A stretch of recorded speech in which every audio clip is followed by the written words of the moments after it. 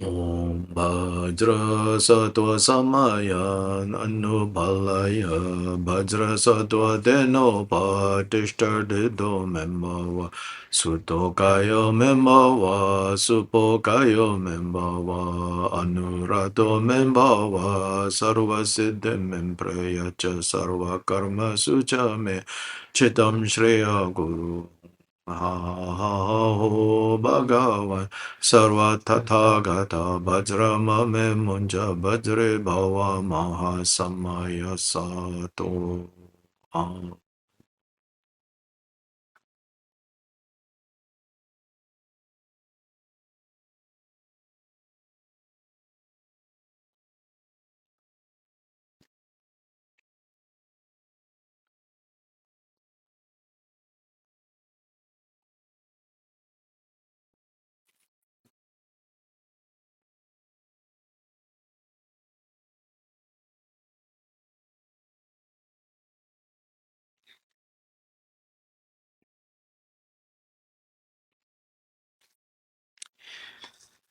Yeah, so in the main sutra that tells us, about Dharmakara, this monk, uh, his vows, his activities that then resulted in the attainment of Buddhahood, and from there, the then appearance of this realm that we call the blissful realm of possessing bliss.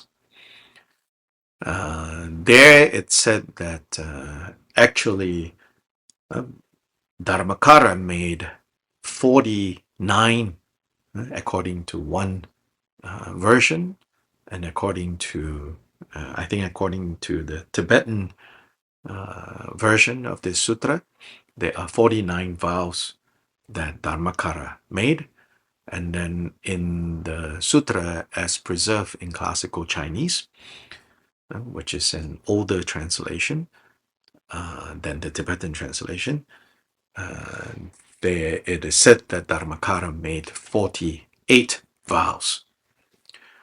So these 48 or 49 vows, and I believe this, no, I know, and this has been translated into English, both the version in classical Chinese and the version in Tibetan. In Tibetan, it's on 84,000. You can go read, the sutra, and you'll see these 48 or 49 vows that Dharmakara made. So these 48, 49 vows that Dharmakara made is also the way in which Dharmakara shaped the relative circumstance, you could say, of his attainment of Buddhahood and the result of his attainment.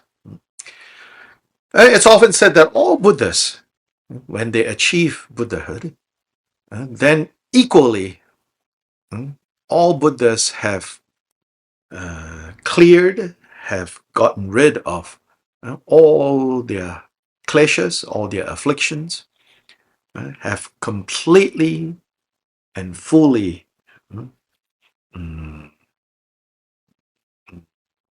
dissipated ignorance, confusion, not knowing, and all their Buddha qualities have become unobstructed. So all those qualities are now fully shining, so to say, fully available. Nonetheless, so this is on the ultimate level. Then on the relative level, different Buddhas have relatively different connections and circumstance. So this is where the individual, you could say, qualities and characteristics of the Buddhas are what makes them different, right? So to say. So, for example, Medicine Buddha has famous for a set of, I think, 16 or 18 vows that he made. So that medicine Buddha is medicine Buddha with the function of healing, both healing relative, right, illness and the ultimate illness of samsara. That medicine Buddha uh, is that way has to do with the circumstance of the vows that he made, just as Amitabha uh, has his particular circumstance. And in particular, it is also said that of all the Buddhas, Amitabha has made a very strong and close connection to those beings that are born in the Saha world, meaning the world in which Buddha Shakyamuni appeared in the Saha world, in the world of endurance. And so it is said that we have a stronger, in general, connection to Amitabha. So of all the Buddhas, particularly Amitabha, has a stronger connection to those of us who are, in this lifetime, born in this world called the world of endurance, or the Saha world. And so this is also why, according to this understanding, that Buddha Shakyamuni particularly praised Buddha Amitabha and the qualities of Buddha Amitabha's Pure Land. Of course, this is from kind of our insider's understanding. If you ask scholars, Western scholars about, the history of Amitabha texts and this and that, don't be so surprised, if you see them say, oh, Buddha Shakyamuni, the historical person, didn't really talk about these things. Yeah, maybe true, like in that historical sense. But I leave that up to you, what conclusions you make from there. But followers of the Mahayana tradition, as followers of the Mahayana tradition, in which Vajrayana is a subset of Mahayana, we accept these accounts, these texts, these stories as valid. But I think there's a way of accepting these texts as valid, as relevant, without being fundamentalist or dogmatic about it. So at the same time, I think we should not be so shocked or insistent, no, the historical Buddha definitely taught this, And that I also think may be unnecessary.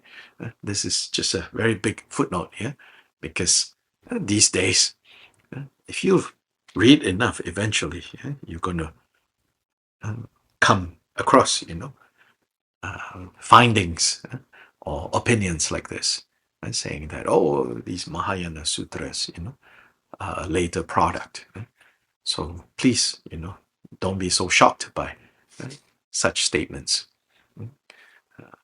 Of course, teaching within the tradition, I'm going to speak of all the sutras and tantras that are accepted as valid, generally speaking, by the tradition, we accept as valid. So anyway, in this, the adornments or the ornaments of the Sukhavati Sutra is the main sutra where the 48 or 49 vows of Dharmakara is most clearly discussed, and you can go read about that text. Now, let's look at that aspiration prayer attributed to Gyoba Jigten Sungen. So it's in this PDF document that I shared. So it says, so this is a good aspiration prayer to make, because so maybe I will start talking about this. So in the Tibetan commentarial tradition, when they teach about what are the requirements. We talked about this, right? What are the requirements? What are the application? What do you have to submit in your application for you know for entry for a visa to Amitabha's Pure Land? Then for that, it says you need four things, kind of four criteria is needed. So what are the four? The first one is, as somebody asked this question earlier, do we have to make this vow of wanting to liberate sentient beings when we become Buddhas, and therefore we want admission to this Pure Land so that we can more quickly become Buddhas? According to the commentarial tradition, yes, this is one of the four conditions, which is generating bodhicitta.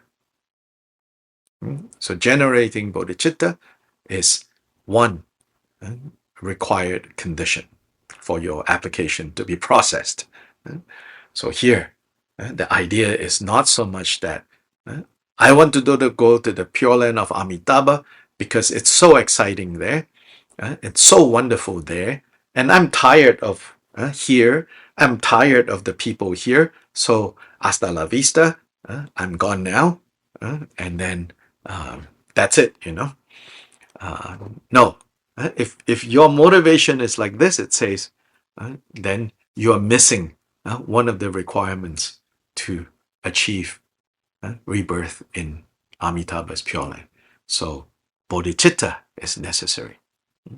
Then again and again, I have to clarify this, because of how, I don't know, Western Buddhism is, and the way people use terms, and also Western Buddhism comes from so many directions, so many influences, different traditions of Buddhism also uses, vocabulary sometimes in a different way.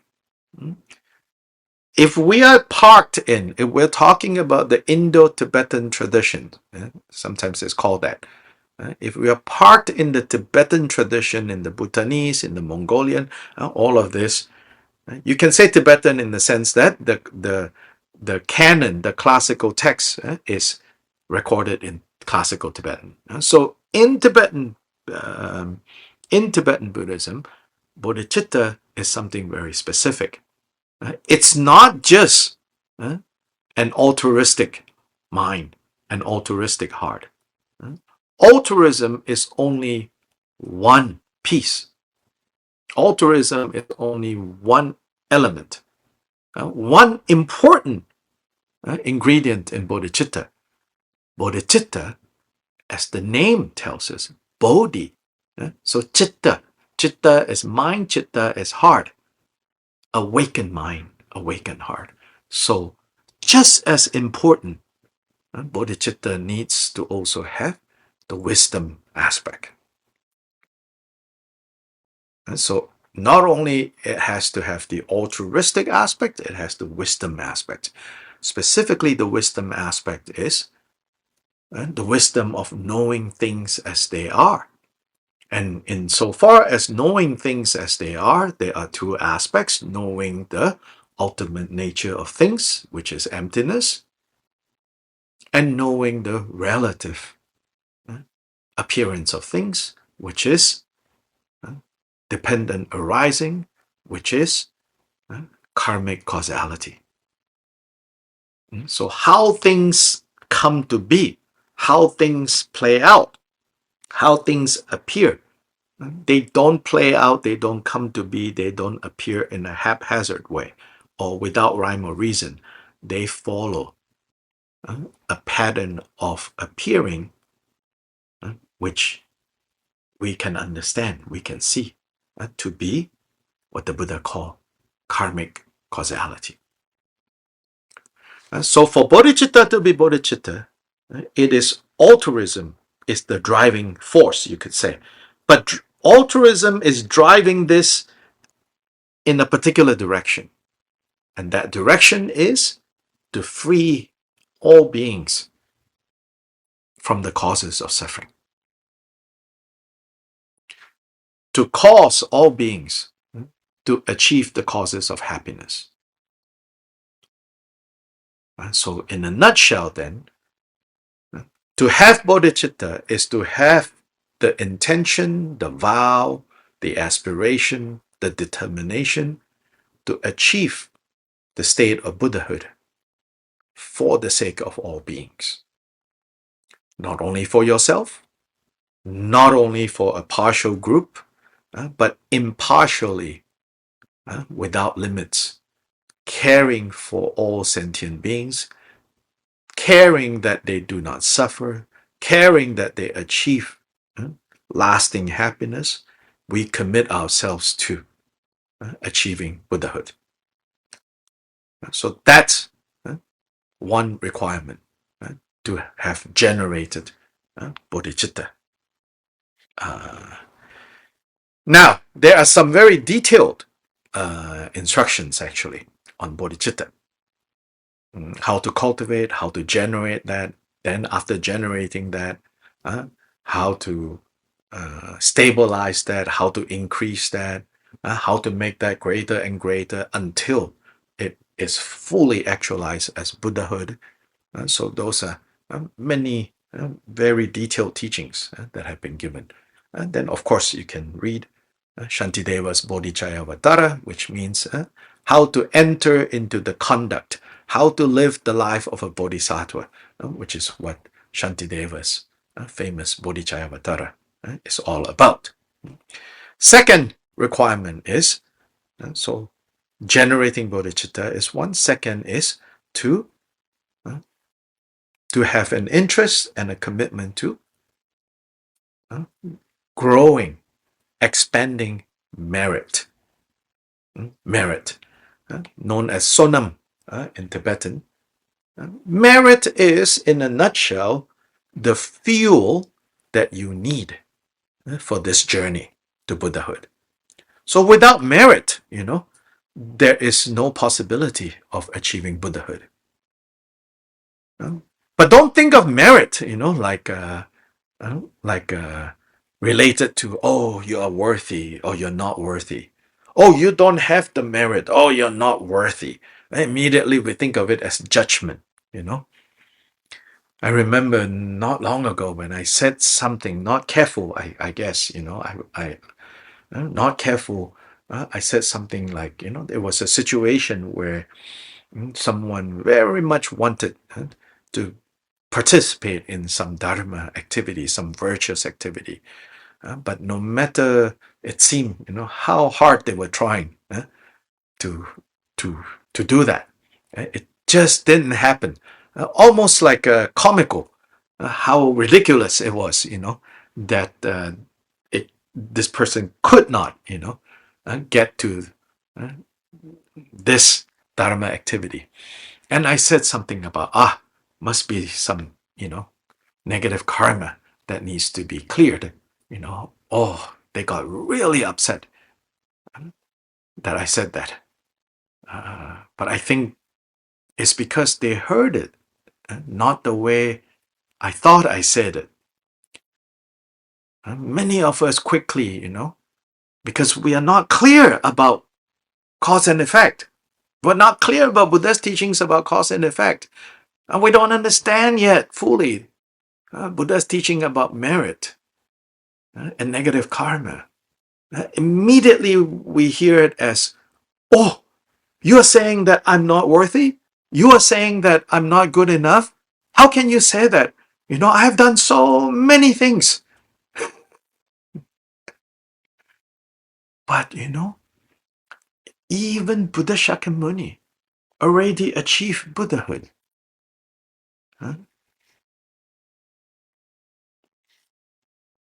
Suffered from indigestion most of his life.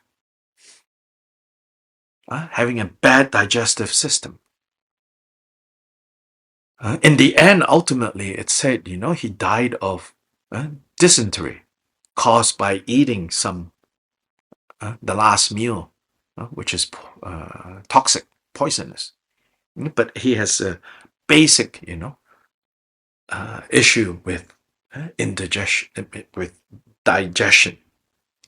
And there is a whole karmic chain related to why he had bad digestion. And Buddha himself talked about this.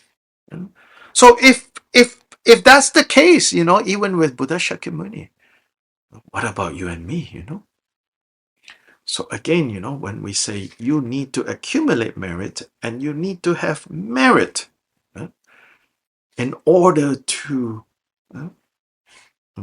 travel this journey, to be on this path to awakening, it means all of us need to gather this merit. Merit arises when we have done something skillful, something beneficial, something good, and we recognize that. And we rejoice in it. Then truly, what arises from that is what we call merit. And so merit is not some kind of mindless, automatic, or even like this greedy, I want merit, I want merit, I want merit. It really needs to be heartfelt. And we need to recognize, that is good. So then we have merit. So merit, again, is the fuel. It's the fuel that we need. Now, this fuel called merit, most of us have it, but most of us waste it.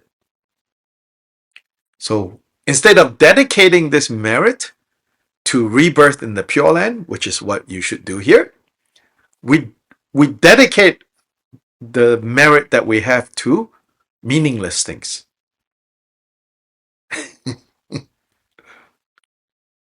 Oh, may the weather not be bad next week because I plan a special event. So that's how we squander merit. So we're constantly kind of routing our merit, which is what we call dedicating merit. It's routing merit.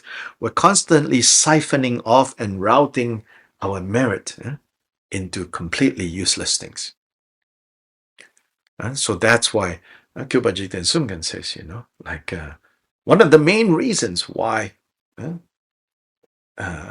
most of us have not yet achieved Buddhahood, he says, it's not even so much that we don't have enough merit to get the job done, to achieve Buddhahood. He says it's because we don't know how to dedicate our merit.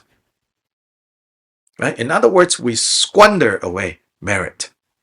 We have in fact created enough good merit to use as fuel to complete this journey to Buddhahood. But instead of doing that, we use the fuel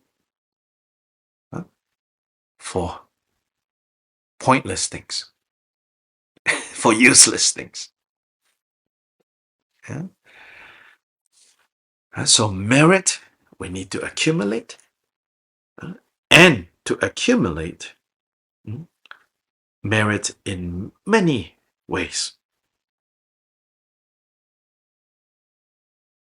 And then the third of this requirement is, after accumulating, after having them, we need to dedicate this merit to achieving for the purpose of being born in Amitabha's Pure Land. Then the final condition, you could say, or cause, is actually wanting to be born in that land. So if you don't want to be born in that land, then, you can superficially say, oh, I dedicate this merit to rebirth in the Pure Land, but actually you don't want to go. Maybe it's not so much you don't want to go to the Pure Land, it's more, I don't want to leave here. So maybe it's not even so much, you don't have desire to go there, but your desire to stay here is stronger than your desire to go there. Then it also won't work. So you also need to kind of strengthen your resolve that you want to go to Sukhavati, that you want to go to Amitabha's Pure Land. So these are the 4 conditions, right?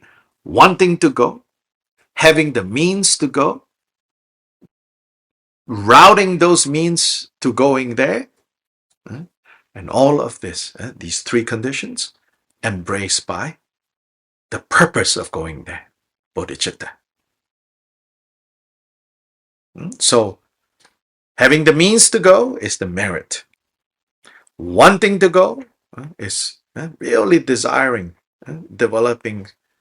It's not going to be overnight, but over this lifetime, you can stronger and stronger and say, when the time comes, I want to go. I want to go. Then the third is now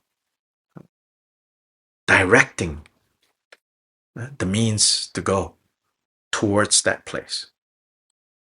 And this includes the practice of pova. The practice of pova is only going to work if we have these 4 causes. And in fact, the practice of pova can work a lot easier without you needing to put in a lot of technical effort. Some of us, when we receive the pova transmissions and practice, understandably, we pay a lot of attention on the technical aspects of pova. Actually, technical aspects of pova is secondary in importance compared to having the underlying principles that makes pova possible. So what are the underlying principles? These 4 causes. Why do you want to go to the Pure Land? Right motivation has to be there. And the right and highest motivation is the motivation of bodhicitta. I am going to go to where it's most conducive to achieving Buddhahood. And that would be Amitabha's Pure Land. Even though Amitabha's Pure Land, as we will see in that aspiration prayer, has many qualities that are comparable to how we imagine paradise or heaven to be, or including how other religions may imagine heaven or paradise to be. We need to understand that the main reason why the Pure Land is attractive or should be attractive to you, to me, is because it provides the best circumstance for completing the path to Buddhahood. Otherwise, again, the reason to go is not based on bodhicitta. It's based on something else. In fact, it might be based on, I'm so tired of this world. I'm so tired of these people that I have to deal with. So I'm going to leave now. It cannot be like this. It has to be motivated by bodhicitta. Yeah. Okay, now let's look at, so these are the 4 causes, okay? The 4 conditions, you could call them that too, I suppose. Then now, page 1. From here in the realm above and to the west is the perfectly pure Buddha field called the blissful, Dewachen. I pay homage before you, the supreme victor, the victorious one, the one who has become victorious over the afflictions, over the kleshas. In other words, the Buddha, and here Buddha Amitabha, who has perfectly fulfilled your aspirations, and to your inconceivable heirs, the successors of Amitabha. in the language, it's literally your sons. Of course, this comes from a society and a time where sons are so important, But the idea there is why sons in that kind of society, they are the ones that inherit the father's wealth and continues, you can say, the father's mission.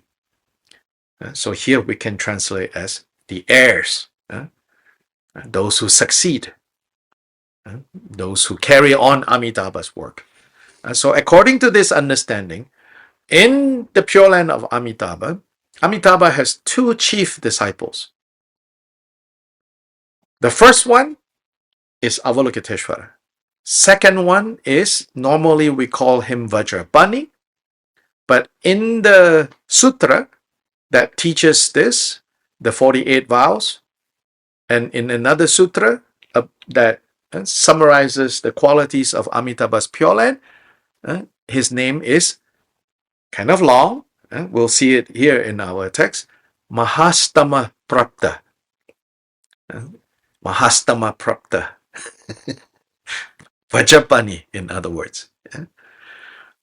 So, according to the teachings on Pure Land, even Buddha Amitabha eventually will pass into nirvana like Buddha Shakyamuni, so that his physical form is no longer available even in that Pure Land. At that time, the next to achieve full Buddhahood in Devachan is Avalokiteshvara. Then Avalokiteshvara will be the presiding Buddha in Devachan. Then after many kalpas have passed, then Avalokiteshvara as Buddha will also pass away. And then Mahastama Prapta or Vajrapani will achieve Buddhahood there. So these are the heirs, the successors to Buddha Amitabha. The jewel ground is smooth and vast beyond limits. There is no division into oceans, hills, valleys, and other continents. It is bright, radiant, luminous, blissful, and joyous. May we be reborn in this realm of Buddha Amitabha, in this realm of the victor. And so here it is said that the ground is smooth. Here it's called a jewel ground. But in the sutra, it's a golden ground. That instead of dirt ground, in Amitabha's world, the ground is made from gold. It's said that it's smooth, meaning actually smooth also means level. It says like the palm of the hand, it's level. So no division into ocean, hills, valleys, and continents. So what does this mean, May I be reborn, in Texas. It's just flat, Houston as a Pure Land. Oh my gosh. Again, we should not be so literal. So when it says here, no oceans, no hills, no valleys, no continents, this is spoken of as an attractive point for people who are tired of needing to cross oceans, climb hills and mountains, walk through dangerous valleys to get to anywhere. So what is being communicated here is don't take it literally, Take it literally. I don't know about you, but this place is not very attractive to me, It means there is no difficulties in moving about in this world. in Amitabha's Pure Land. People are not separated by oceans and hills and valleys and continents. So the ability to go places is unimpeded. So it's the connotation is it's freedom, ease of movement. Yeah, definitely no visa, passports, citizenship required. You can go anywhere in this world. No issue, no problem. Also, golden ground. Again, right? Don't take this so literally. Yeah. To say that Buddha Amitabha's Pure Land, the earth is made from gold, right? This only makes sense to say it this way to people who love gold.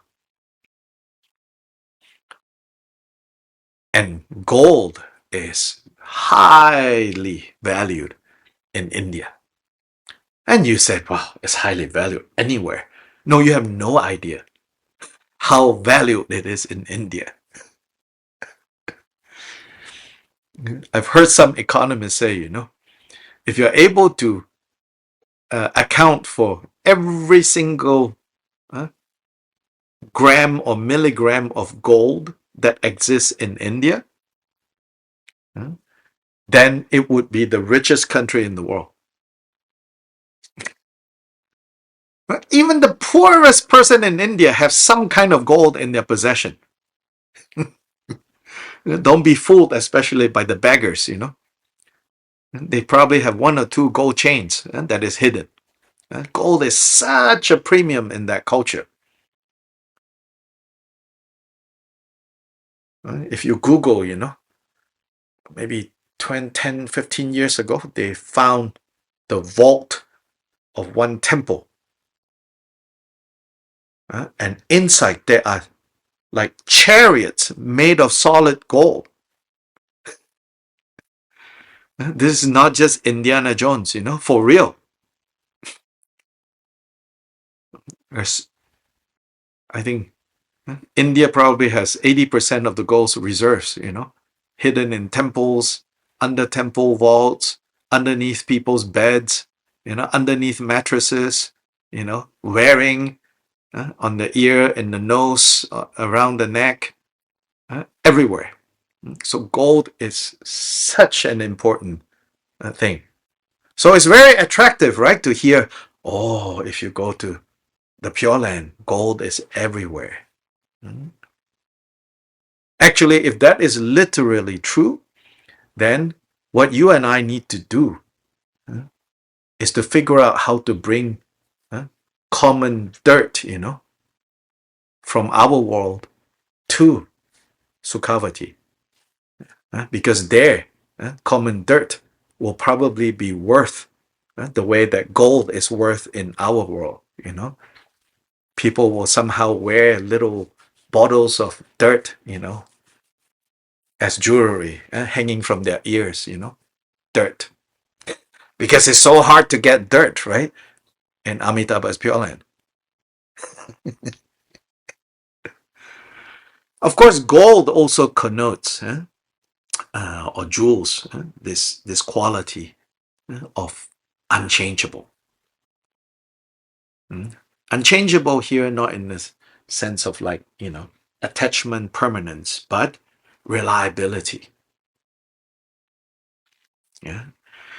It is adorned with trees made of various jewels. Then again, it said all these trees, they have jewels hanging from their branches. So again, if you and I were to be reborn there, then if we want a good business, we have to figure out, how to smuggle avocados there, because all they have are jewels, no avocados. And then how to survive, right? No avocados. Yes. Its scented rivers are filled with jewel lotuses. It wafts with fragrant aroma and is abundant in flowers and fruits. Oh, there are fruits. Okay, so maybe there's also avocados there. And then you can enjoy your guacamole or your avocado toast. May we be reborn in this glorious, pure, supreme realm. Flocks of emanated birds proclaim the melodious sounds of Dharma. Hmm? Why? Why emanated birds? Because in this world, the three lower realms do not exist. Meaning hell realm does not exist. Meaning hungry ghost realm does not exist. Meaning animal realm do not exist. But the Amitabha Sutras talk about the existence of birds. When the birds are singing and chirping, what they are singing and chirping is the sounds of Dharma. And so here, this text clarifies and say they are emanated.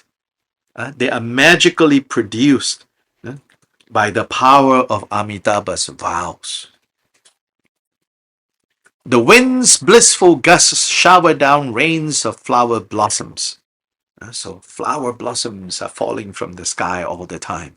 Everything is beautifully arrayed, radiant and delightful. May we be reborn in this perfect and prosperous realm. All of the trees, wind, water, and lotuses give rise to offering clouds of sense pleasures, increasing happiness, with pleasant form, sound, smell, taste, and touch. May we be reborn in this realm where all desires are spontaneously fulfilled, effortlessly fulfilled. Again, as I said, superficially, this sounds like how people typically describe heaven or paradise. But the point is not so much that when you go there, you can just indulge in all the pleasures that you want here, but you can't get them here. The point is to say, with pleasant form, sound, smell, taste, and touch, always increasing your happiness.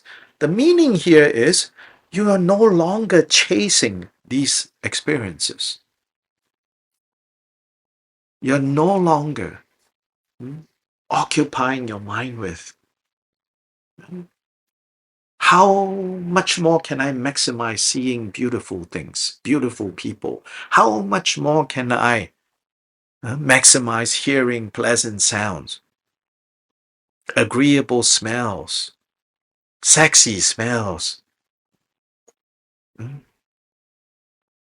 satisfying tastes, pleasurable touch? When we arrive at the Pure Land, these sense experiences don't have power over us anymore. And in that way, they are just naturally satisfying. As I said earlier, look at how we are now.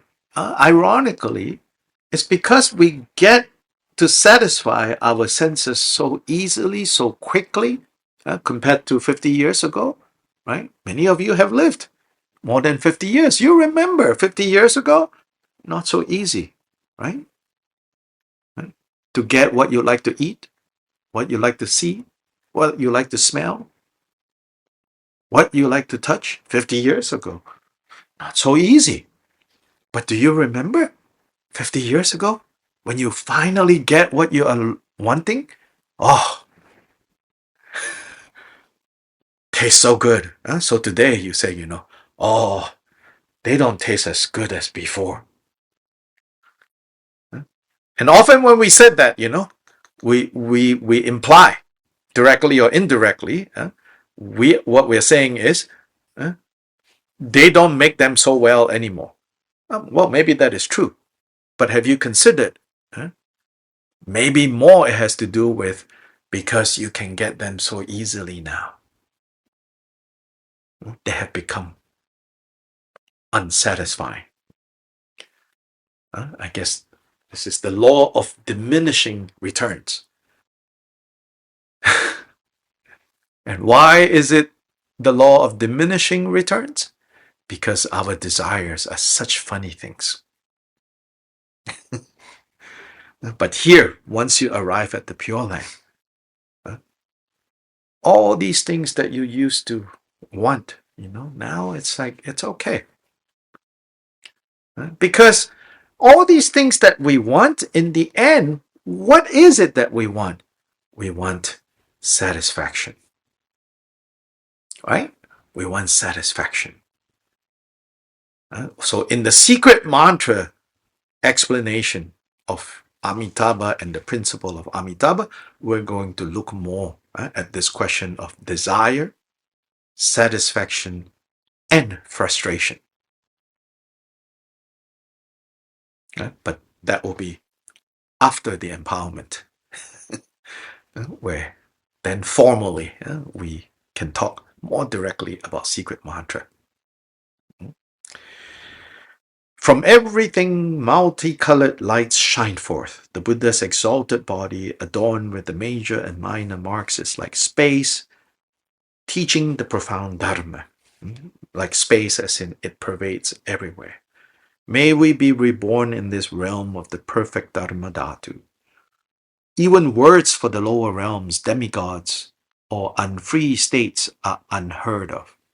Beings there are born from lotus flowers. There is no affliction, no karma, nor the slightest suffering. No karma here means no negative karma. Not literally. Cause and effect don't exist there. But no negative karma. May we be reborn in this realm free from all imperfections. Here there is little difference between the bodies and possessions of gods and humans. So the categories of gods and humans this suggests, exist in this world.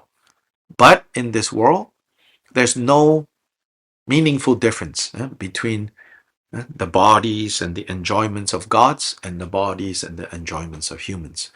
All are of the same golden color, this golden complexion, adorned with all the major and minor marks of a great person, of Buddhas. There's no attachment to the 5 super knowledges and the 5 clairvoyances. These are talking about, you could say, magical powers that you can develop.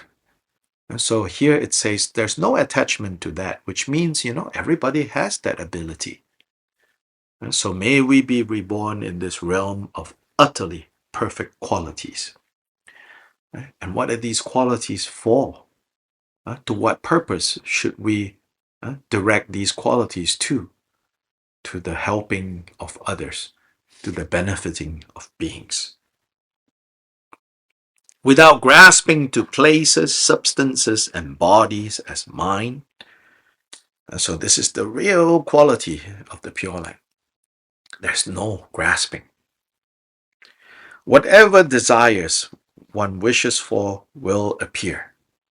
This is the meaning of sometimes called effortlessly fulfilled, spontaneously fulfilled. Everyone is engaged in the profound Dharma of the supreme vehicle. May we be reborn in this realm where the great vehicle is fully present. Great vehicle, right? We should not think of great vehicle in sectarian terms. We should not think, in the Pure Land, only this kind of Buddhists exist. No, we're not talking about great vehicle as a sectarian label. By great vehicle, we mean those who are motivated by not only their own liberation, their own freedom, but everyone is motivated by the common good, as we would say, the welfare of all, the freedom of all from suffering. So in that way, in the Pure Land, the great vehicle is the kind of the natural way that people function in this world. Through miraculous powers, one can travel to the infinite Pure Lands. Why is this identified as a quality? It says, all the beings that are in Amitabha's Pure Land, within one morning, they can go to different world systems to make offerings to different Buddhas and to receive teachings and guidance from different Buddhas. In other words, access to truly awakened teachers is not limited to one Buddha in one place. You can go to any Buddha lands and receive guidance and teachings from the different Buddhas and come back to your own, the land of bliss, even before lunch is served. It's described like that. Oceans of offering clouds arise from the palm of one's hand, making offerings to all Buddhas and ripening and liberating all wandering beings. And why do we want to have access to all these Buddhas? So that it can help in the work of maturing, ripening in that sense, to mature the potential of sentient beings so that they can become liberated as Buddhas. May we be reborn in this supreme Nirmanakaya realm, this realm where all forms are forms that arise for the benefit of others. Called the display of jewel lotuses, this is one of the names of this Pure Land, the supreme Bodhi tree, 1,600 cubits high. The display of jewel lotuses is actually the name of the main Bodhi tree there. And the Bodhi tree that Amitabha achieved enlightenment under. Now it's describing that, and the qualities of that tree. Adorned with many garlands of flowers and fruits, may seeing it lead to the attainment of perfect exalted qualities.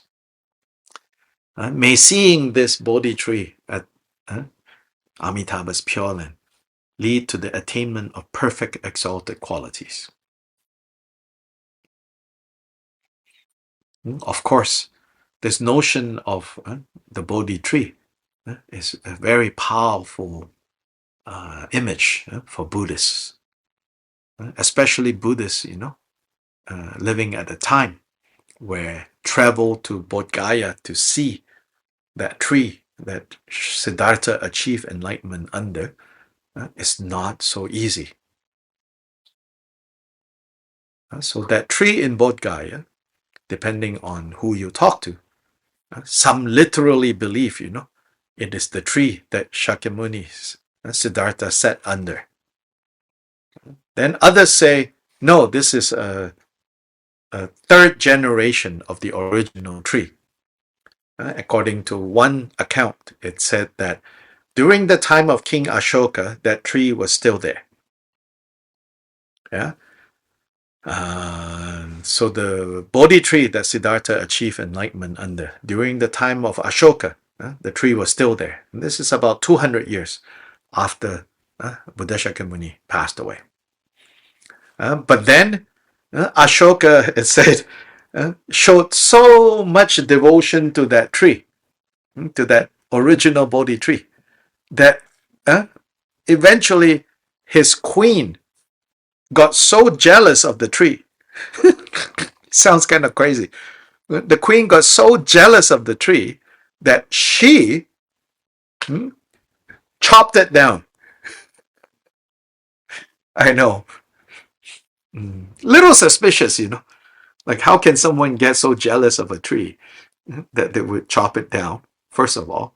And secondly, these stories usually blame the woman, whether it's eating the apple or chopping down the tree, So it's a little suspicious. Anyway, before it was chopped down, Ashoka cut a sapling, so grafted a tree and gifted that to Sri Lanka when he sent his son and daughter, who were both arhats. I think son was called Mahinda and daughter was called Kema, I think. He sent his son and daughter to spread the Dharma in the southern island called Sri Lanka. Now we call Sri Lanka. And together he cut a sapling from the original tree and planted in Sri Lanka. And then it said that later, after the queen destroyed the original Bodhi tree, and then they cut a sapling from the tree planted in Sri Lanka back in Bodh Gaya. The point is, many Buddhists all thinking, I want to see the Bodhi tree, I want to see Bodhi tree. So even today, when people go to Bodh Gaya, people sit under the tree hoping that a leaf will fall, from the tree. And then you also have, local people hanging out there, looking to make a buck, They will come up to you and pull from their sleeve, a leaf. You want? It's from the tree. Well, first of all, it's probably not from the tree. All around Bodh Gaya, lots of this tree grows, They go get a whole bunch, put in their pocket, Then they see you coming from far away, You want? Then people will give money, to get a leaf. At the same time, I have friends who have sat under the tree and then a leaf falls down. Oh. Yeah. So likewise in this prayer, it talks about this tree. So it's believed that all Buddhas achieve enlightenment under a tree. And whatever that tree is, then it is known as the Bodhi tree, the enlightenment tree, the awakening tree. So maybe some Buddhas will sit under mango trees, maybe some Buddhas will sit under apple trees, maybe some Buddhas will sit under persimmon trees. Who knows? So in one collection of questions and answers of Kyopa Jigten Sumgen, a disciple said, this Bodhi tree in India, where Siddhartha achieved awakening, must be such a spectacular object. He said to his teacher, Kyopa Jigten Sumgen. And then he asked Kyopa Rinpoche, do you think it's still standing in India? Do you think it's still there? Kind of saying, of course it should still be there because, this such an important event happened, right? Siddhartha achieved enlightenment underneath it. It must still be there. But there was also anxiety that maybe it's no longer there. Why? Because here is some historical context. When Kyopa Rinpoche was alive in the 12th century, this was also a time where there was a lot of turmoil in India. Foreign invading forces were attacking India. So many Indian monuments, cities were destroyed in these wars. And in particular, the Buddhists in Tibet are hearing lots of news that Nalanda has been destroyed and that Bodh Gaya was also either on the verge or close to being destroyed by these wars. So there was anxiety, So it's within that context that this question was asked. So this question, shows that the disciple, on the one hand, wants to believe, surely this tree can protect itself, or this tree has special protectors, and these invaders should not be able to harm it. But on the other hand, also heard so many accounts of the terrible things that are going on in India.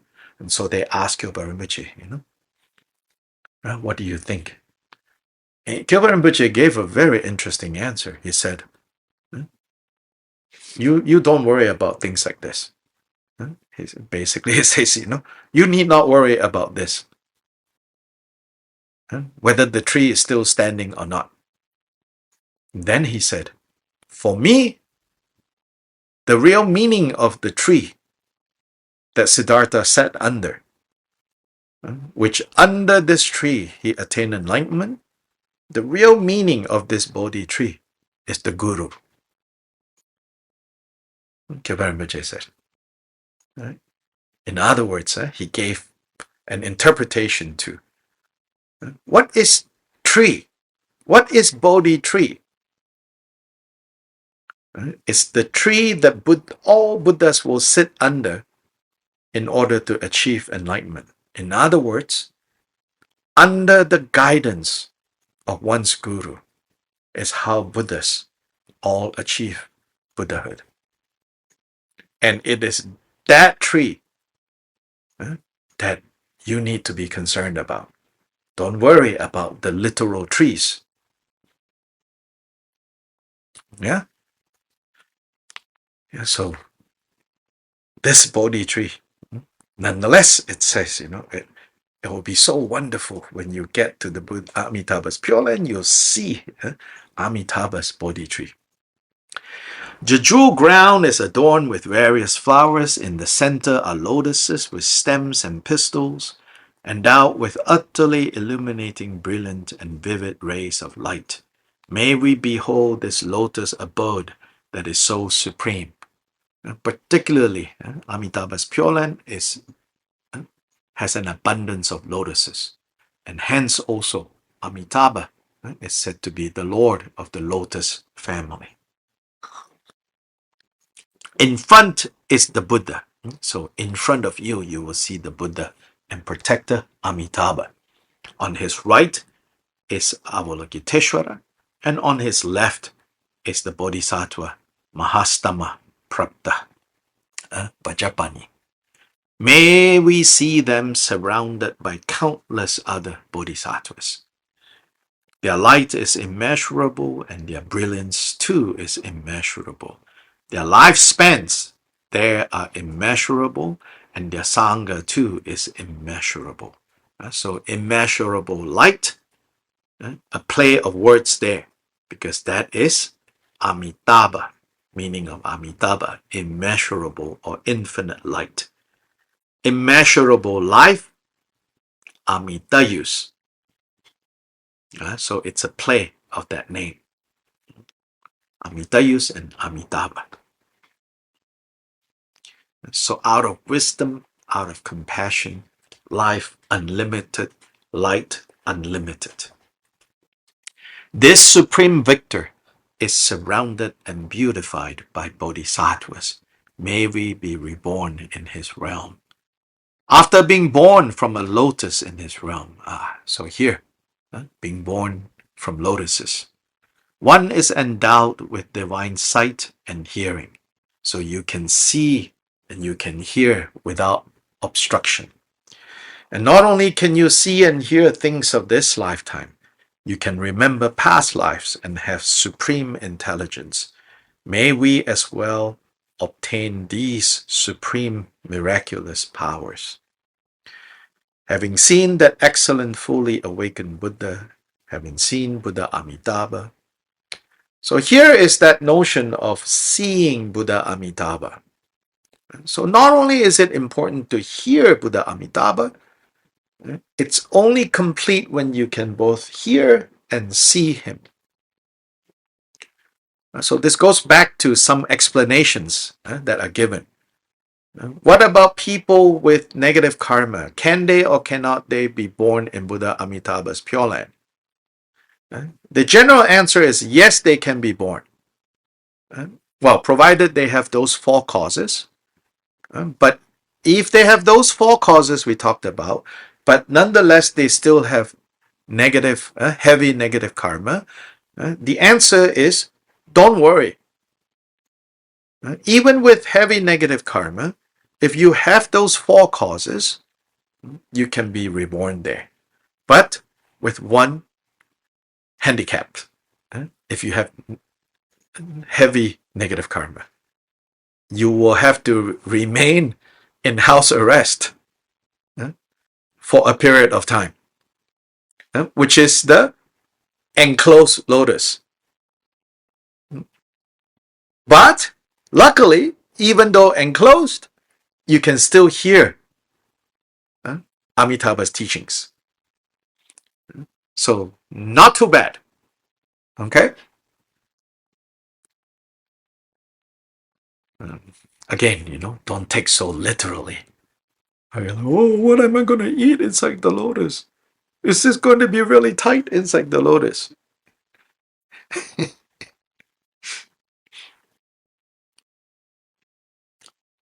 Having seen that excellent, fully awakened Buddha, our protector of the world, and having listened to the profound Dharma with reverence. And so here is the perfect circumstance of being born there. You can both hear and see Amitabha. And if that's the case, may we complete the 10 bhumis in that very instant. So it says there is the possibility of the moment you hear and see, you will go pass through the 10 stages of Bodhisattva and achieve Buddhahood.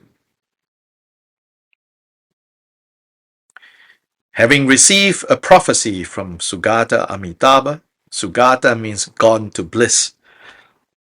Su is happiness or bliss. Gata is go, gone to bliss. Having received a prophecy from Sugata Amitabha, we will make offerings to countless kotis of Buddhas. Kotis is like a big number. In other words, to countless Buddhas. May we, through the power of miraculous emanation, visit many realms and make offerings to all the victors, to all the Buddhas, and may all beings be ripened and liberated. So this particular ability has already been mentioned. It's mentioned again. This world of great bliss is unfathomable. You cannot imagine fully the qualities of this world. The being's accumulation of bliss is also unimaginable. Its emanations of the victors and their heirs are inconceivable. May we be reborn in this unimaginable supreme realm. So, unfathomable, unimaginable, inconceivable, unimaginable. Again. So it's like you cannot fathom. Then, coming back to what's most directly relevant to us.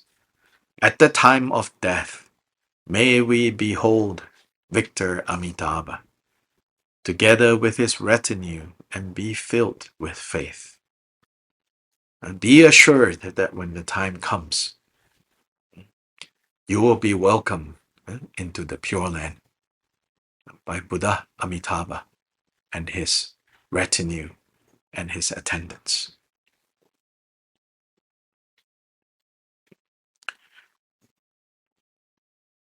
May we instantly, with undistracted mindfulness, perform transference. Right? Meaning, may we not forget all the instructions for Poa, and in that instant, transfer to the Buddha's Pure Land, be reborn miraculously in the blissful realm. The entire assembly of Viras and Dakinis in that place, in the great bliss, will wholeheartedly welcome with various parasols, banners, and standards, and with symphonies of music and various offering clouds. May we be reborn in this celestial realm. Now we have arrived. And may we follow in the likeness of the aspiration of the Bodhisattva monk, Dharmakara. It says, may we follow his example. And his example is to truly and fully benefit beings by willingly training the hard way, by fulfilling all those vows. He didn't really need to make so many of those vows, but he did so because of his great compassion to come up with the perfect design of his realm of activity when he became Buddha. So it says, may you follow his example.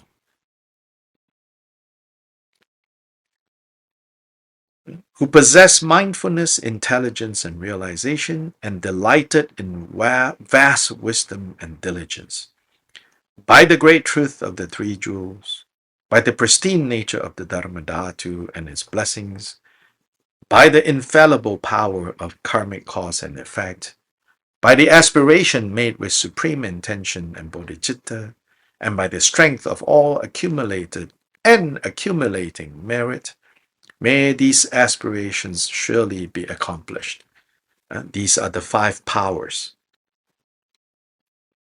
Invoking the power of the great truth of the three jewels, invoking the power of the pristine nature of the Dharma Dhatu, invoking the power of infallible karmic cause and effect, invoking the power of the aspirations of all these great beings and their bodhicitta, and the power of all merit, merit that has been accumulated and merit that is being accumulated,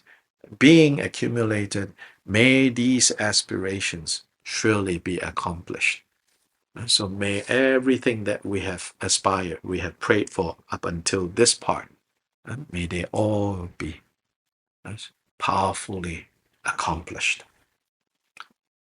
We pray, O Amitabha, Buddha of infinite light, care for us compassionately, O Venerable Avalokiteshvara. Grant us your blessings, O Bodhisattva Mahastama Prapta. Guide us to that realm through the light of your wisdom. Guide us to that realm through the light of your compassion. Guide us to that realm by the power of your skillful means. From here, in the western direction, there is a Buddha field of Amitabha. May whoever holds his name be reborn in that supreme pure land. Whoever holds his name in their mind, whoever thinks of Amitabha, may they be reborn in his supreme pure land. So in another Amitabha Sutra, in the Chinese, Japanese, Korean tradition, is called the Minor Amitabha Sutra, which many people have memorized. At one point, I also memorized this in Chinese because it's chanted very often. It says there, even as few as 10 moments of thinking of Amitabha is enough to gain admission to his pure land. So this is what is being expressed in these 4 lines here. Just as the lotus is unstained by mud, may we be unstained by the defilements of the 3 realms, having arisen from the lotus of existence. So this lotus, right, in a way is a symbol of purity, but it's also a symbol of this world, in that the roots of this lotus grows in mud, and lotuses grow in a mud pond. But although growing in a mud pond, neither the lotus flower nor the lotus leaves are ever stained by the dirt of the mud. It has a waxy surface. So any kind of dirt or mud that falls on the leaves or the flowers just slips off without affecting the basic beauty of lotuses. So this is also called the lotus of existence, of samsara. Having arisen from the lotus of samsara, may we be born in this blissful realm. May this be born in the blissful realm. So this is the aspiration for rebirth in Amitabha's land of bliss, the blissful land.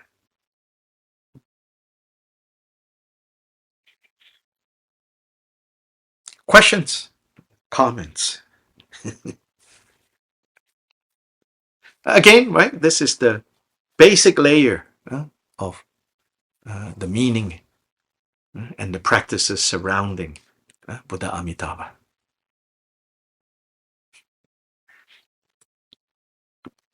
The Pure Land as a place, as a destination for rebirth after this life, and then also as a place to come back from, to whichever land, whichever sphere of your awakened activities. So the notion of a place that is a good place to train until you achieve Buddhahood, and then as you are ready to achieve Buddhahood, be born in some place that is most relevant to your vows, your aspirations.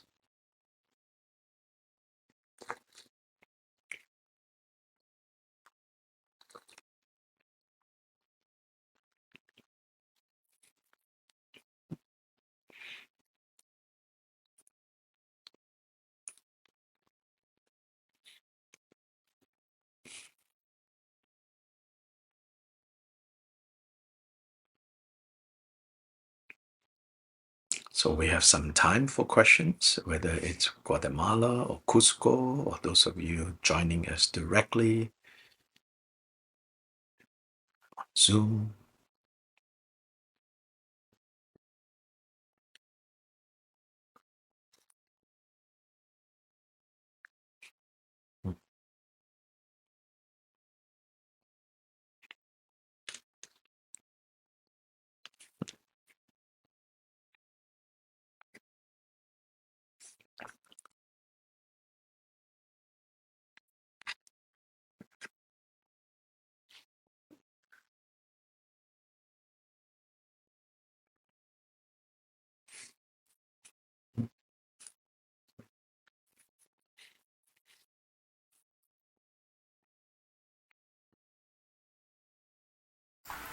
We have one question from Casa Tibet, Guatemala.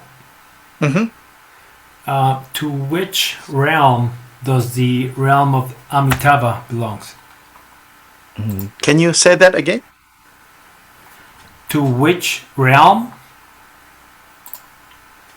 To which realm does the realm of Amitabha belongs? To which realm? Meaning the three realms of existence, I assume? Yes, correct. Interesting question. Generally, I think the answer is it's not part of the three realms.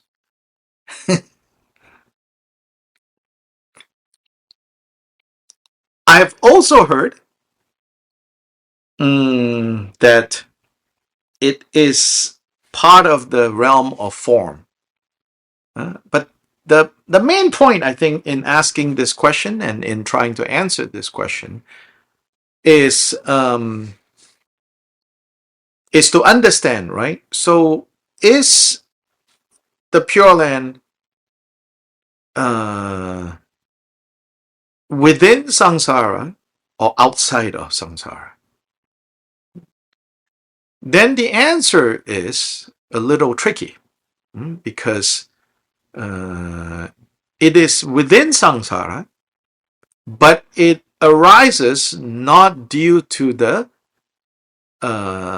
negative karma of sentient beings. Because that's generally the characteristics of any place within samsara. Right? That they are the embodiment, right? I've spoke about this, of the negative karma, of the unskillful karma of beings. Here, it arose due to the virtues and the merit of Amitabha. But you can also understand that it is, however, related to samsara in that Amitabha's virtues and Amitabha's merit that gave rise to this particular realm gave rise to this realm in consideration of the negative karma and the confusion of beings. So we cannot say that the negative karma and the confusion of beings are directly responsible for the arising of this realm, because it is not. It arose due to the merit, due to the vows of Buddha Amitabha. But Buddha Amitabha made those vows, gathered those merit in consideration of the negative karma of sentient beings.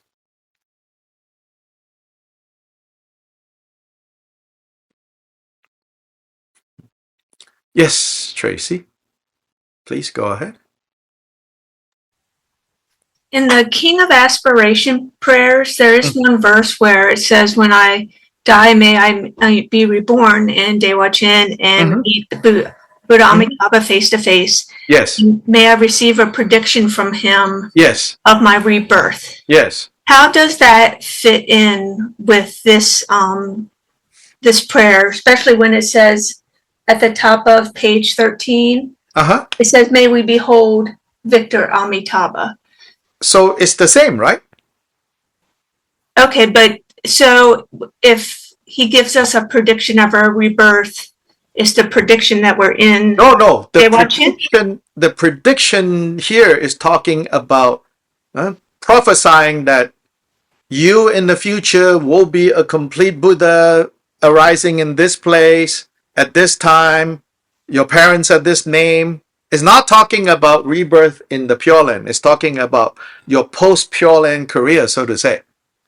Oh, okay. So, and then it's not your rebirth in a particular realm, what we understand as the three realms. No. This prophecy is about, because Buddhas do that routinely to their, advanced disciples.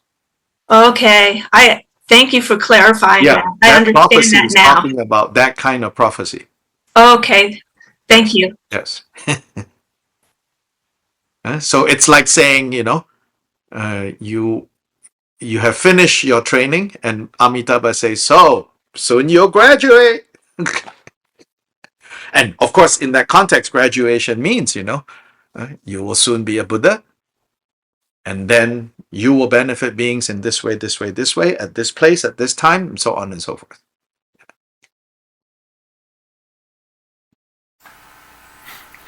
So we have 3 questions from Cusco Sangha. First one, how can we cultivate bodhicitta and generate it within our Sangha? It cannot be generated within the Sangha. It can only be generated within individuals.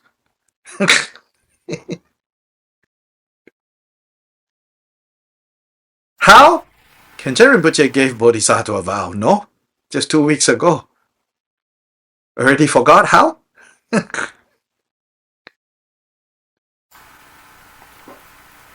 Next question. Is there a deeper significance to the fact that in the sutra, Vajrapani is named as Mahastamaprapta?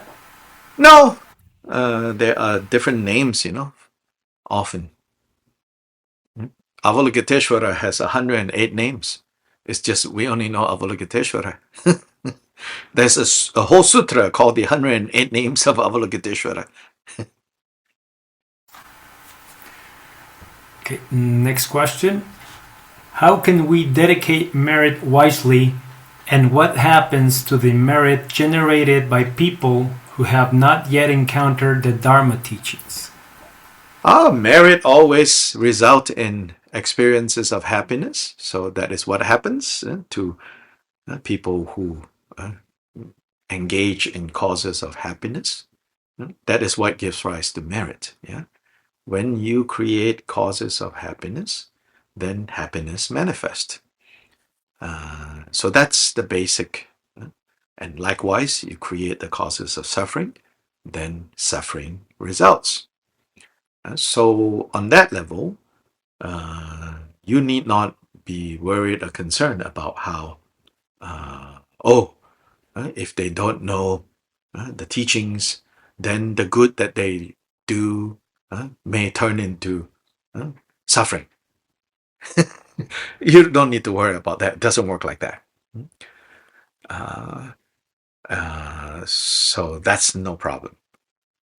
But those of us who have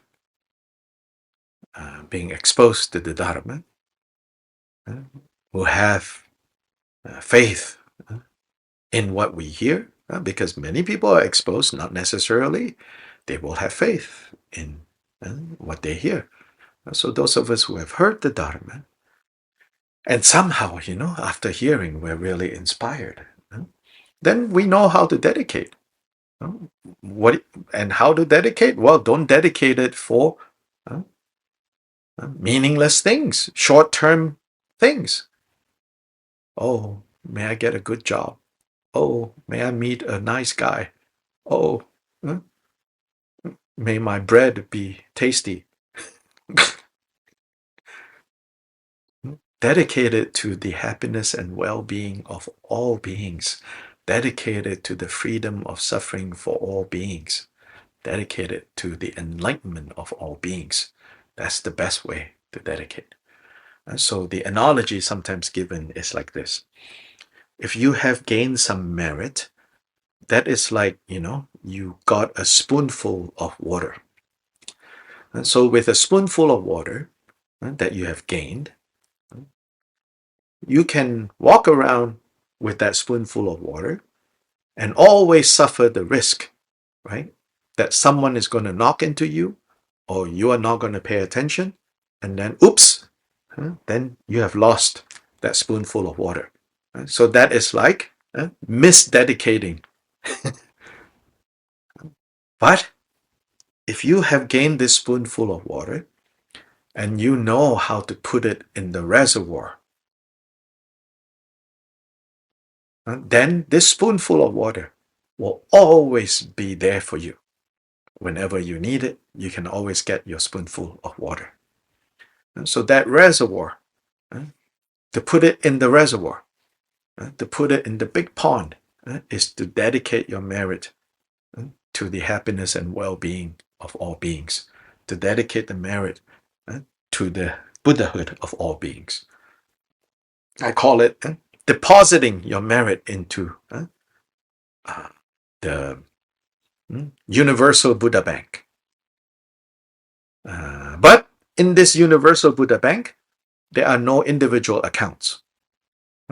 It's a universal joint account. So you cannot say, oh, this is my money. You can't touch it. No. This is the Universal Buddha Bank. So initially, it takes a little bit of faith, that you mean I can put it in and anytime I want, I can take it out? Yes. Are you sure? Yes. I don't know. Can I have, a separate account? Nope. That's not how it works. So you bank it in the Universal Buddha account. That's dedication. Then when you dedicate in this way, think about it, like if you dedicate it into that bank, then right now, somewhere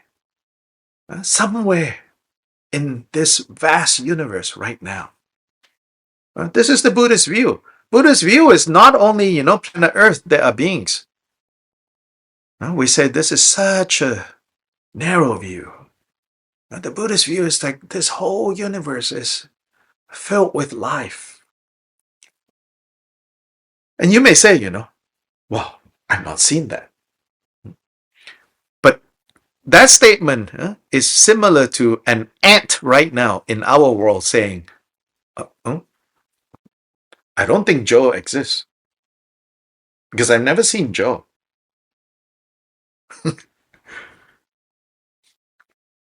But yeah, Joe exists, Jill exists, Javier exists. But for the little ant, their perspective is so small, right? They never even imagined that there's something so much bigger than them, that so big that they cannot even see, right? An ant doesn't see us. So our world could just be an ant, So anyway, somewhere in this world right now, in this universe of possibilities. There is someone on the brink of attaining Buddhahood. Know that in this moment, as you dedicate your merit to the attainment of Buddhahood of all sentient beings, then you are actually directly contributing to this next person that is on the brink of achieving Buddhahood. Your dedication, your spoonful, may be the spoonful that will directly lead to this person attaining Buddhahood as a condition of their attainment of Buddhahood. And what great merit is that? As I said, merit becomes effective when you recognize merit and you rejoice in that merit. So becoming aware of the effect of your merit greatly increases your merit, gives rise to joy. Joy leads to abundance. Remember the four immeasurables? Joy leads to increase and abundance. And then with the abundance, with the increase, you again dedicate that, and again dedicate that, and again dedicate that. And that is how we change. That is how we're going to affect the quality of our minds, our hearts, our minds and hearts.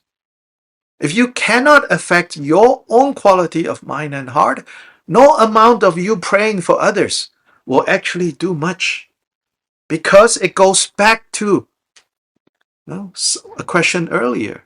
If you have not tasted, if you don't possess happiness, you have no ability to give happiness. If you have not experienced joy, you have no ability to share joy. You can generate bodhicitta yourself, but the impact of that goes beyond yourself. You can accumulate merit yourself, but the impact of that goes beyond yourself. Can we see it so immediately? No, because we are so limited, our views.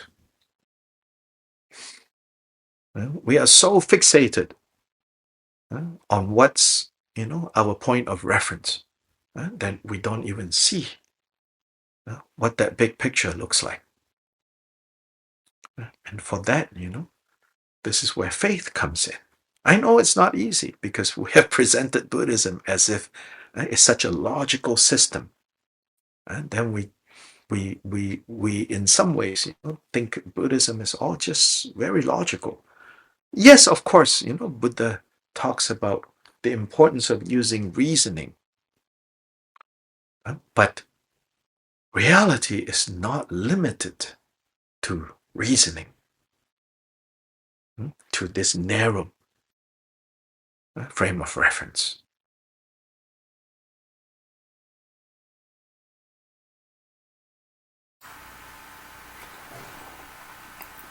We have one more question from Cusco Sangha. Okay. Tradition says that access to Amitabha's Pure Land occurs at the moment of death or after death. Could it be considered that tantric practice, specifically since it transforms our vision and our perception of samsaric reality, implies a functional equivalent to accessing the Pure Land during one's lifetime, rather than necessarily after death? Yes, that is secret mantra. And we will talk more about that for sure. And so here and now, there and later are completely bridged or collapsed when we have the secret mantra understanding. And for that, you see that in even in traditions that don't explicitly use secret mantra language. But don't be fooled and say, oh, they don't have secret mantra. Don't have such, again, just as, you should not have such a narrow definition of great vehicle. Neither should you have such a narrow understanding of secret mantra.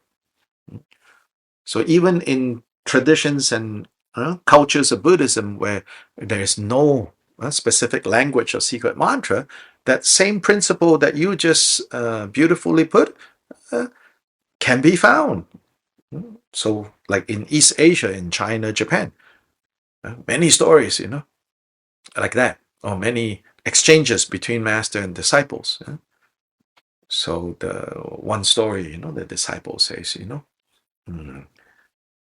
can you show me the Pure Land? Asking the teacher, Then the teacher says, show me your defiled mind first, then I'll show you Pure Land.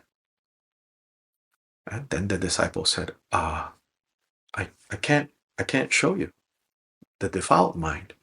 And then teacher says, so if the mind that is defiled cannot be found, then the land that is defiled does not exist. And if the land that is defiled does not exist, then what is there?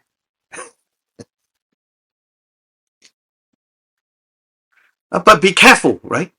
Whether it's with Zen or with secret mantra, this kind of language sounds really good, Sounds really good.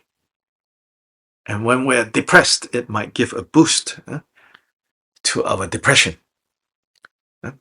But need to be very careful. There are no results if there are no causes. So if we have not created the causes for directly experiencing such a level of realization, just yap, yap, yap on the mouth, it's not going to cut it. So be careful, yeah?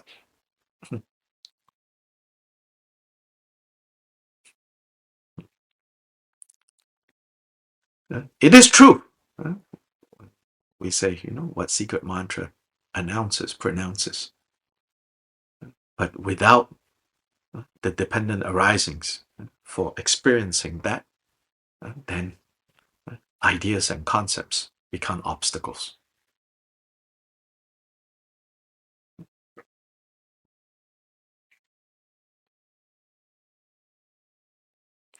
So we have to look to the living examples of our gurus, So just look at the example of His Holiness the Dalai Lama. He is the 14th, they say, incarnation of the Dalai Lamas. And the Dalai Lamas are universally accepted by Tibetan Buddhists as the embodiment of the Buddha of compassion, Avalokiteshvara. 14th reincarnation of the Dalai Lamas. When he was discovered as a child, then what happened? Then he was trained. How was he trained? Go read his biography. Even when he was sleeping or going to sleep, they were not playing nursery rhymes for him. They had a monk reading from the sutras as he was falling asleep. And he talked about, as a child, in some ways, almost expressing, you can say, I think it's without, like kind of taking away from the Dalai Lama, you can say he expresses, how when he was a child, he felt that he missed out on his childhood. He couldn't play with anyone he wanted. Often he could not play from his room. He'll look down and he see kids playing. Sometimes they let his brother come visit him. He gets to play a little bit, but mostly no playing. From the day he was recognized, he was trained. Now at the age of 90 plus, and still he wakes up at 3 every day. And he says he does his practice for 4 hours.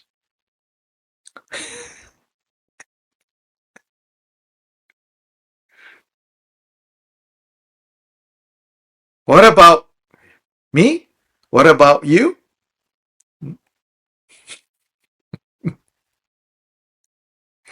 Everybody wants to be like Dalai Lama.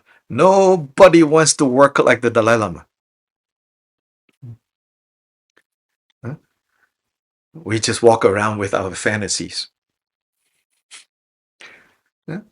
hoping for results where there are no causes. How is that possible? Not possible.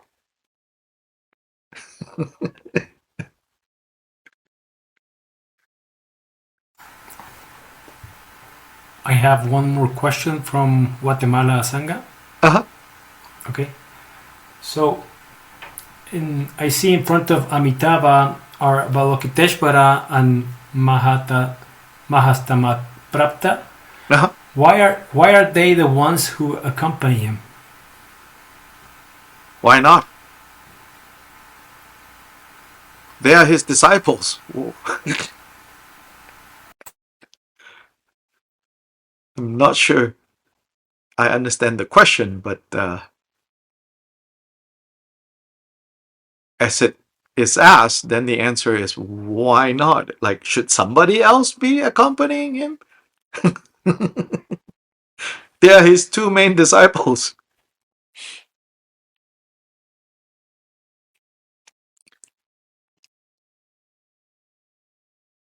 If you work very hard, you might be able to replace them.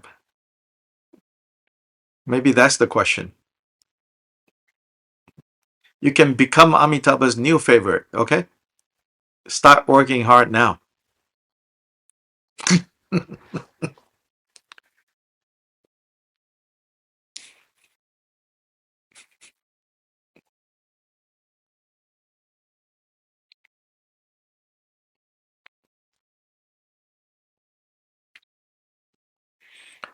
Any more questions?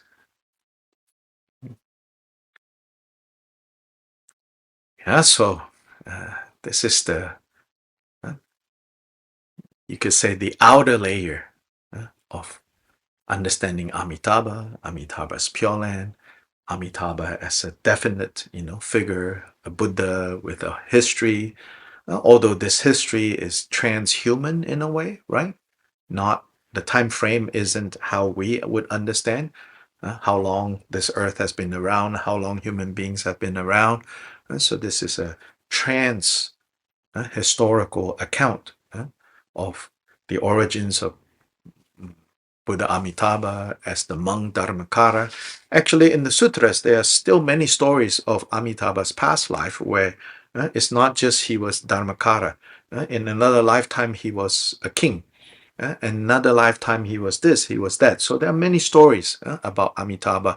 And there also you learn about many different times where when he was the king, he has like sons, and then these 2 sons, the main 2 sons are Avalokiteshvara and Mahastamaprapta or Vajrapani.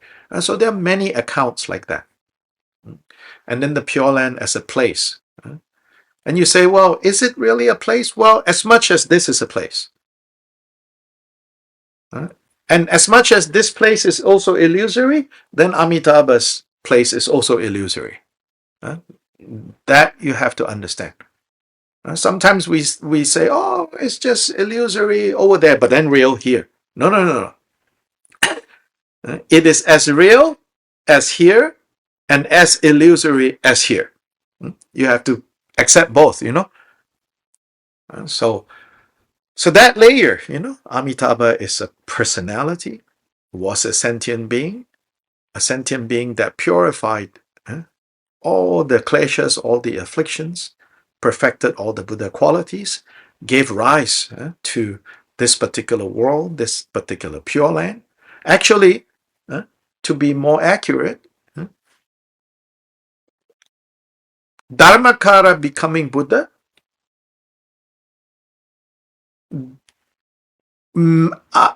manifested not just as Amitabha, probably as many other manifestations that we don't know anything about, because that is the nature of, right, Buddha activities.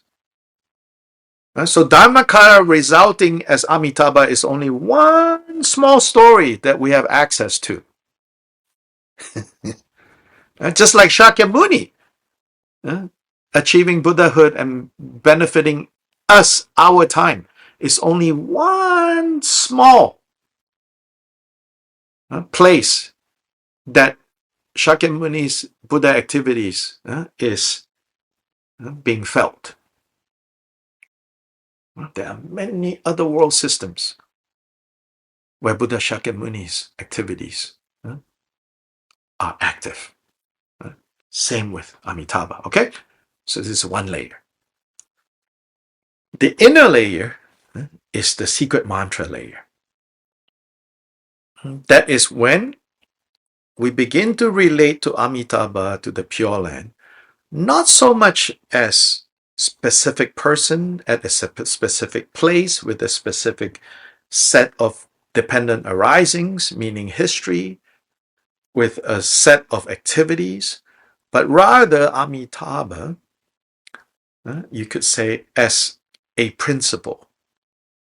And the principle that Amitabha represents and how we relate to that principle. And that is the Lotus family among the five Buddha family organizing principle. And that is also where the teachings and the practices for actualizing Amitabha, actualizing the land of bliss, right here, right now, through training.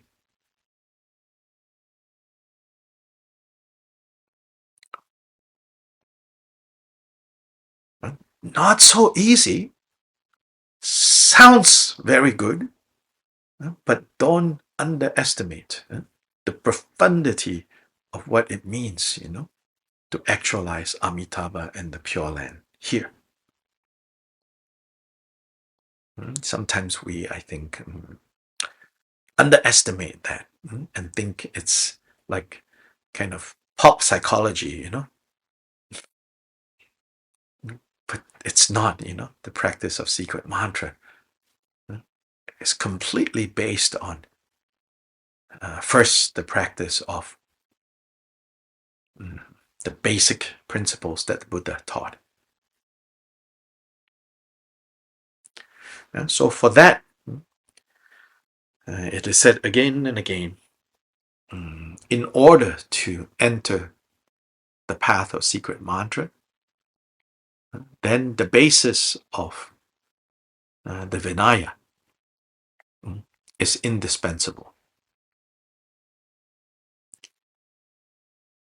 Although we say, the teacher of Vinaya is Shakyamuni, the teacher of secret mantra is Vajradhara, it's not that Vajradhara is one Buddha and Shakyamuni is another Buddha. In fact, Shakyamuni is called Shakyamuni when he teaches the sutra material, and Shakyamuni is called Vajradhara when he teaches secret mantra.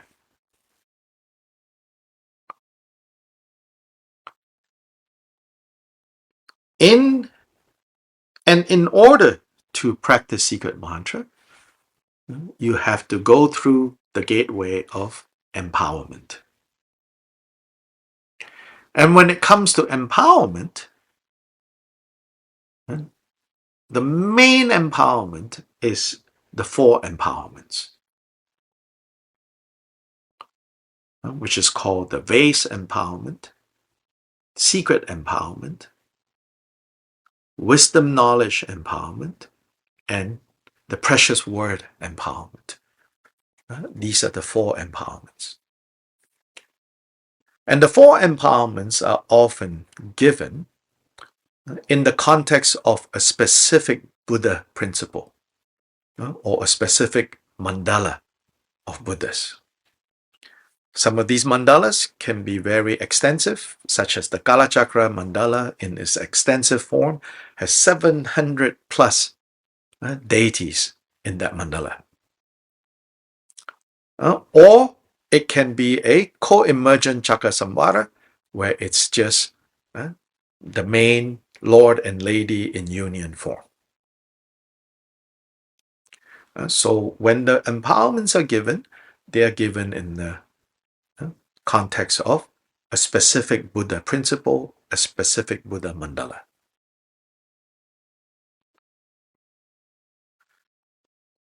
As far as these four empowerments are given, and when these four empowerments are given, here's the thing. It is not necessarily the case that after receiving that empowerment, now you practice a particular sadhana. This is a slight misconception. Yeah, this is a slight misconception. And I think we never really thought through this misconception. Although maybe it's a skillful misconception because many teachers want us to practice, So every time they give an empowerment, they'll give us a practice text and say, okay, now you practice. But the real meaning of empowerment is not, okay, now you practice this deity. So many of us, are very much, oh, is there a practice text? Can I practice this deity? Can I practice that deity? It is related, but that's not the main point of the four empowerments.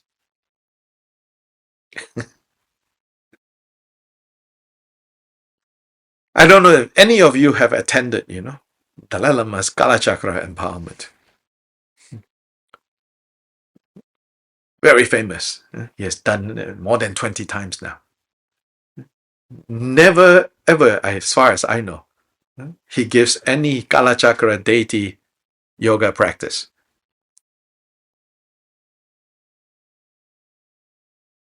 Instead, he gives other things, like the 6 sessions of Guru Yoga,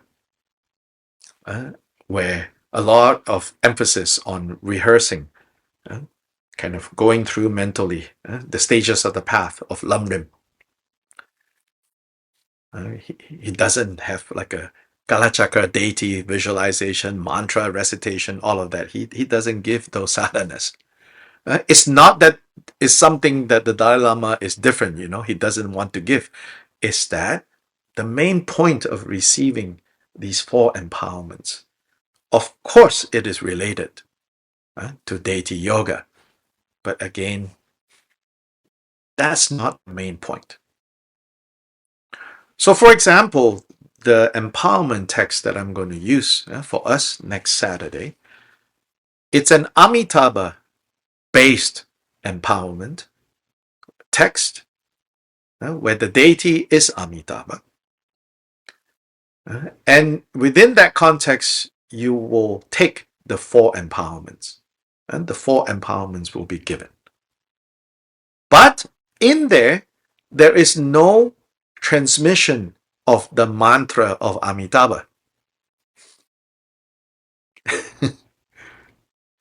You are all very familiar with empowerments where it says, okay, now I will transmit the mantra to you, and now, right, you repeat after me the mantra.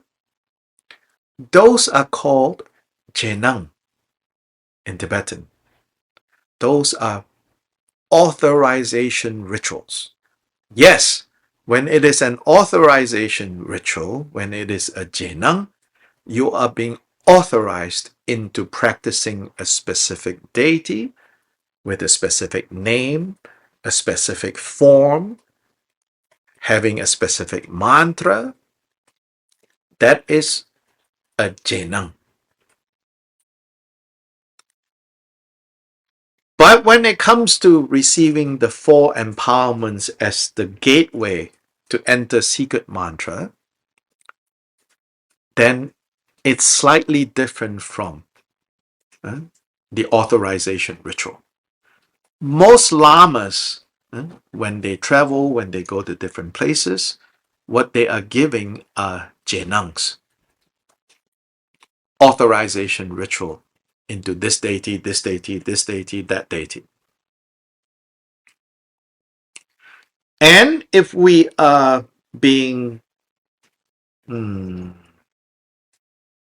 very systematic about it, then it says, to effectively receive an authorization to practice this or that deity, first you need to have received the 4 empowerments as the basis. So actually, if you want to be very technical about it, until you have successfully taken the 4 empowerments, it means, not just like physically present, but that you got something out of these 4 empowerments. At the very least, some kind of intellectual understanding what each of the empowerments are and what they do, what kind of understanding they are supposed to evoke in you when you have taken the base empowerment, the secret empowerment, the wisdom knowledge empowerment, and the precious word empowerment. At the very least, you need to know. Yeah? And then after that, then you can receive the authorization ritual of this or that deity. In fact, His Holiness the Dalai Lama, in many of the Kalachakra empowerments that he has given publicly, doesn't even give all 4 empowerments. He only gives the base empowerment in many cases. And that's also the longest part of the whole empowerment ritual. Usually the base empowerment is the longest because it has the most details. So within the Kalachakra base empowerment, there are, I think, 11 separate empowerments, or 11 parts to that base empowerment. So the Kalachakra that I went to in 2012 in Washington, D.C., for example, at that time, I still don't have a real good idea of what the heck is going on. All the ins and outs of this. But I remember at the end of day whatever of this empowerment, it's a 3-day, I think, Kalachakra, preceded by 7 days of teachings first. At the end of the 3-day, it was announced, it says that His Holiness has decided to go on now to give not just the vase empowerment. He said they announced, that he has completed the vase empowerment, and normally he just stops here. But today, he says, on this occasion, he's actually going to give the secret empowerment, the wisdom knowledge empowerment, and the precious word empowerment. And the reason for that is because at that time, Karmapa Orgentenle attended that Kalachakra. So then His Holiness Dalai Lama says, for his sake, so that it's more complete, I will give all 4. So even that is not often given, all 4. But the text that we have has all 4, and so we will, do all 4 of them. Now, whether how well you are able to take them, that's up to you. I will try my best to kind of function as the Vajra master, to lead you through these 4 empowerments. In this sense, this particular four empowerment text, which is not an authorization, not a jinang, is very concise. Usually it's long and usually takes a couple of days. But this is typical of a what you could call Nyingma style of giving empowerments, which is often very concise. So this is Nyingma with a small n, not Nyingma with the big N. Meaning, this originates from Guru Rinpoche, this empowerment ritual. So it's not Nyingma with the capital N, as in it's not part of the institution that we know as Nyingma lineage, necessarily. But it originates from Guru Rinpoche.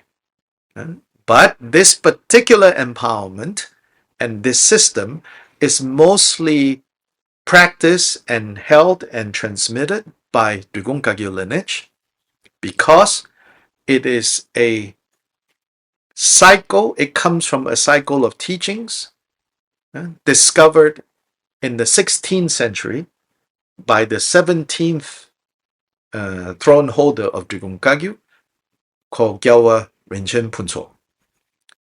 So Gyalwa Rinchen Punso discovered a cycle of teachings, of treasure teachings concealed by Guru Rinpoche. And this is known as Yangzap. So this Amitabha empowerment, or this empowerment of Amitabha, with Amitabha as the main deity, but giving the four empowerments, comes from the Yangzap system. Later, if you want to practice specifically an Amitabha sadhana, we can do that. But what's next Thursday is to be led through the 4 levels of ripening. You can think of it that way. The first level is the ripening, the maturing of the aggregates. Both aspects of your mind and aspects of the aggregates, physical aggregates, are all revealed to be the mandala of Buddhas, male and female. Then with the secret empowerment, a deeper level of ripening is offered. Able or not able to take, up to your own level of ability. Then next is the wisdom knowledge, and then finally is the precious word. Precious word is basically Mahamudra. Using some words to hint at, to point you towards the direction of recognizing what is the essence of your mind, what is the nature of your mind. So that's the precious word empowerment, also called the fourth empowerment. So when you take these 4 empowerments, the first time you gain a little bit of understanding, then a little bit more, and a little bit more, and a little bit more, until you truly take the 4 empowerments.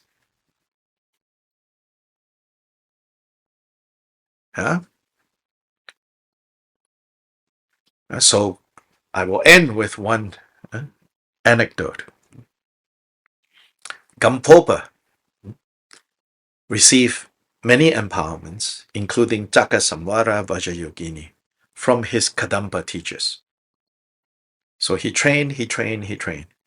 Then later he encountered the name of Milarepa, and for some really inexplicable reason, he felt great devotion to Milarepa. Then he got permission from his Kadampa masters to go look for Milarepa and to train with Milarepa. And so he did. So then Milarepa gave him, after asking him, what did he practice, what kind of practices he has done, what kind of empowerments he has received, this and that. Then Milarepa says, okay, I will accept you as my student, and I will give you these 4 empowerments again. So Gampopa already received many times, from his Kadampa masters. Milarepa said, I'll give you again these 4 empowerments. So then he took the 4 empowerments. But it wasn't until many years later that one day, so after he trained with Milarepa, he left Milarepa. Milarepa sent him off and said, now you go put into practice everything that you've learned from me. And so you need to go into retreat. So Gampopa went into retreat for 7 years, I think, or 13. 7 or 13, I forgot. In this place in Dala Gampo. He went into retreat. It is said that only after this long period of 7 to 13 years of retreat, one day, he said, today I finally took the 4 empowerments from my Lord Guru. Meaning, at least 7, if not 13 years after, he did the ritual with Milarepa, did he truly receive the 4 empowerments from his Lord Guru. You understand this? Yes? So the ceremony is important, the ritual is important, but it's your practice that would give rise to the occasion of taking the 4 empowerments. Okay? Okay.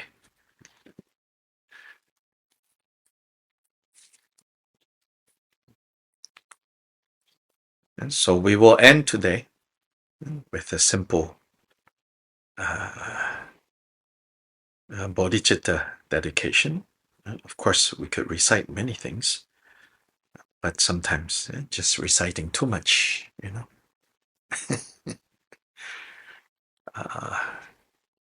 almost like parrot. But before that, we'll do Vajrasattva. So whatever mistakes, whatever carelessness that may have occurred, lack of focus, talk too much, listen too little, all of that, through the 4 powers, by relying on Vajrasattva, we clear and cleanse all of this so that whatever errors don't become an obstacle to us taking the second part of this program next Saturday. Vajra Sato Samaya Manabalaya Basasada Denova Deda Deda Memova Sudogaya Memova Subogaya Memova Anurato Memova Savazide Memaya Jasabakamasu Jame Janam Zarangoro Hongha Bhagavan Sabatata Gadapasama Memujabazipova Mahasamaya Sato Vajra Sato Samaya Nanabalaya Basasada Denova Deda Deda Memova Sudogaya Memova Subogaya Memova Anurata Memova Savazide Memaya Jasabakamasu Jame Chetam Shreya Guru Hong Ha Ha Ha Ho Bhagavan Savadagada Besamumuja Bezibova Mahasamaya Sato Bajra Sata Samaya Manobalaya Basasata Denova Deda Deda Mebava Sudogaya Mebava Subogaya Mebava Anurado Mebava Savazid Mebaja Sabagamasu Jame Janam Zram Guru Hong Ha Ha Ha Ho Bhagavan Sarvadagada Besamumuja Bezibova Mahasamaya Sato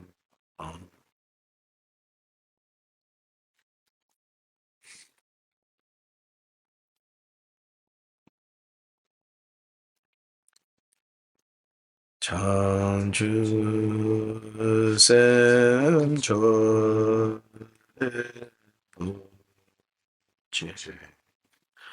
Mage bana ge gyuji ke ba nyam ba me ba yang go ne gong du biao shu. By the way, again, when empowerments are given, they're given on the basis of particular deities or particular mandala of a deity. In this ritual text is Amitabha in the usual form, red in color, dressed as a monk, fully ordained monk. But the mantra, which you as recipients actually, you don't even recite anything, but just for your information, the mantra for this Amitabha is called the single syllable Amitabha, which is the syllable Hri. So if you want, you can go Google, syllable Hri, red in color. So for today, until next Saturday, if you're planning on receiving the empowerment, it would be helpful to be familiar with the shape and the form of this red Hri. And try to keep this red Hri in the center of your heart and feel the presence of this principle of Amitabha, this principle of clearing, overcoming the afflictive emotion of desire, of wanting, of attachment, and clearing the pain of frustration and experiencing satisfaction by keeping the single red Hri in the center of your heart. So if you want, you can do that as preparation. So, okay. Thank you. Glad we're able to do this. Thank you. Yeah, bye-bye.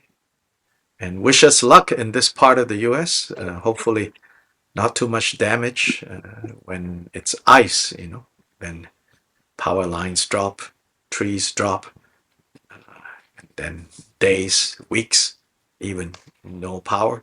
So we'll see, but don't dedicate your merit. Don't waste it. Dedicate to Buddhahood, okay?